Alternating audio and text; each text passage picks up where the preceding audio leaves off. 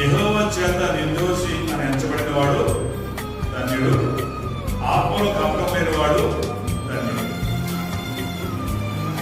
దేవుడు ఈ మాటని మనకి గుర్తు చేయడం జరిగింది. దేంట్లో కపటం ఉండకూడదంట? ఆత్మలో కపటం అనేది దేవుని యొక్క బిడ్డలుగా, మనలో దేవుని బిడ్డలుగా, ఆయన పరిశుద్ధ రక్తం చేత కడగబడిన వారుగా